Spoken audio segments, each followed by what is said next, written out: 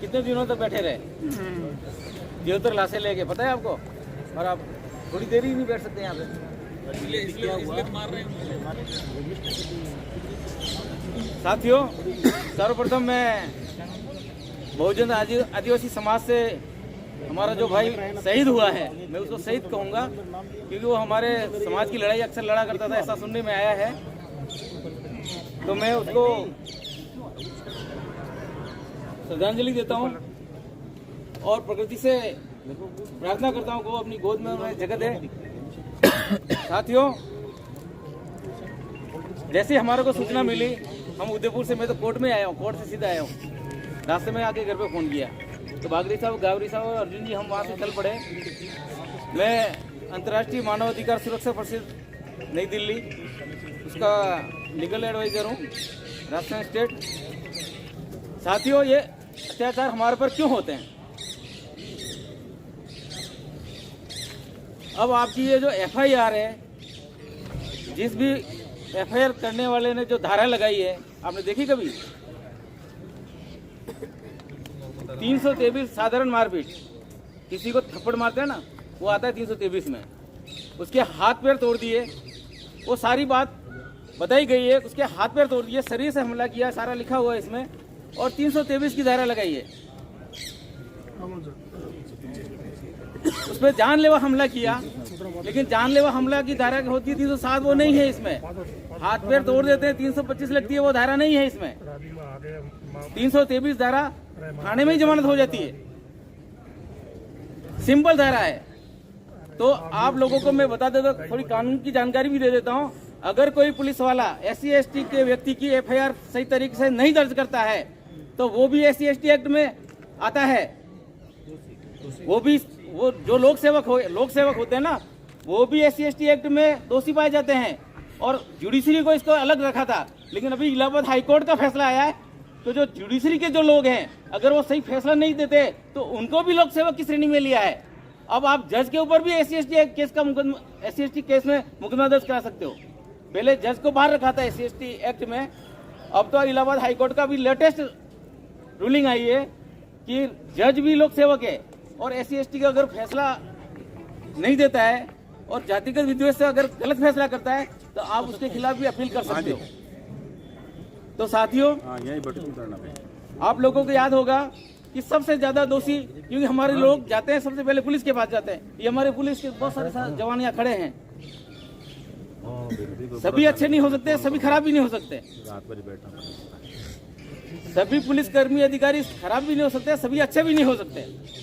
लेकिन सबसे पहली बात, जैसे SC/ST एक्ट का व्यक्ति जाता है थाने में, सबसे पहले कहाँ जाएगा? थाने में जाएगा। प्रॉपर उसकी रिपोर्ट नहीं ली जाती है, रिपोर्ट में जो धाराएं बनती है वो धाराएं नहीं दर्ज की जाती है, और जब ऐसी स्थिति पैदा होती है और फिर पुलिस प्रशासन एक्टिव होता है। तो मैं इन सभी पुलिस प्रशासन के इस मामले में मैं ये सरकार से मांग करता हूँ, हमारे बीच में राजस्थान विधानसभा के विधायक बैठे हुए हैं, आपसे भी आग्रह करता हूँ कि सबसे पहले तत्काल उस थाने के पूरे स्टाफ को और यहाँ के SP को निलंबित किया जाए। सबसे पहले पूरे थाना और यहाँ के SP को निलंबित किया जाए, फिर आगे की कार्रवाई होगी। जब तक वो यहाँ रहेंगे, आप लोगों को न्याय नहीं मिलेगा। जब तक ये थाना के सारे अधिकारी कर्मचारी रहेंगे, यहाँ का SP रहेगा, आप लोगों को न्याय कभी नहीं मिल सकता। इसलिए अगर न्याय लेना है तो सबसे पहले इनको हटाओ यहाँ से, और इनको निलंबित करो, इनको बर्खास्त करिए आप, फिर जाके हम न्याय की मांग करेंगे। हमारा भाई खोया है, कल आज उसकी हत्या हुई है, कल यहाँ जो बैठे हैं आप लोगों की आवाज उठा रहे हैं, समाज की आवाज उठा रहे हैं, कल उनका नंबर भी आ सकता है। सही बात है। आज मेरा नंबर है, कल तुम्हारा नंबर भी आएगा। तो ये बात सोच लो आप कि जब तक पुलिस और प्रशासन हमारे लोगों की नहीं सुनेगी, तब तक हमें न्याय नहीं मिलेगा। तो इनकी जिम्मेदारी है, नहीं दर्ज करते हैं मेरे पास आ जाना। मैंने कई पुलिस अधिकारियों के खिलाफ मुकदमे कर रखे हैं वहाँ, SP से लगा के सारे, और वो घूम रहे हैं। तो डरने की कोई जरूरत नहीं है, कानून सबके लिए बराबर है। एक आम गरीब व्यक्ति के लिए बराबर है, उच्च पद पर बैठा हुआ व्यक्ति के बराबर है। पुलिस के लिए भी कानून उतना ही लागू होता है जितना हमारे भी लिए लागू होता है। और मैं कानून का आदमी हूँ तो कानून के हिसाब से बात करूंगा, ये हवा हवाई बात नहीं है। तो कानून सबके लिए बराबर है।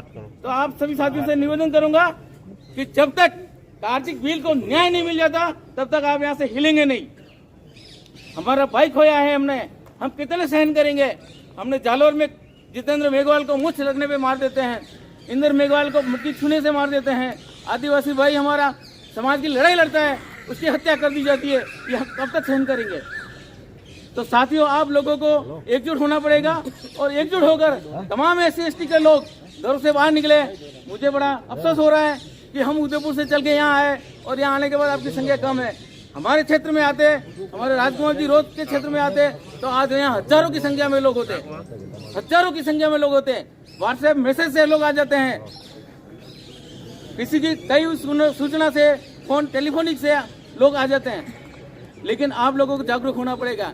सबसे बड़ी बात, आप डूंगरपुर से चल के आपके बीच में आपके विधायक आए हुए हैं, आपके समाज के विधायक हैं, आपकी बात सुनने के लिए आए हुए हैं। तो आप लोगों को ज्यादा से ज्यादा आप मैसेज वायरल करिए और बड़ी संख्या में यहाँ आंदोलन के लिए तैयार रहिए। और साथियों वो जो बॉडी लाने नहीं दे रहे हैं ना, वो भी एक क्राइम है। इनके खिलाफ मुकदमा दर्ज करो। कौन रोक रहा है बॉडी? अगर पुलिस और प्रशासन रोक रही है तो इनके खिलाफ मुकदमा दर्ज कराइए, थाने में जाइए। किसी भी डेड बॉडी को पुलिस प्रशासन रोक नहीं सकती, अनाधिकृत तौर पे रोक नहीं सकती। तो साथियों आप लोगों से मेरा यह विनम्र अपील है कि आप ज्यादा से ज्यादा संख्या में आए और जब तक हमारे कार्तिक भील को न्याय नहीं मिल जाता तब तक ये संघर्ष जारी रहेगा। और हमारे बीच में विधायक महोदय भी हैं जो आपकी आवाज विधानसभा तक पहुंचाएंगे। धन्यवाद। जय भीम, जय जोहार।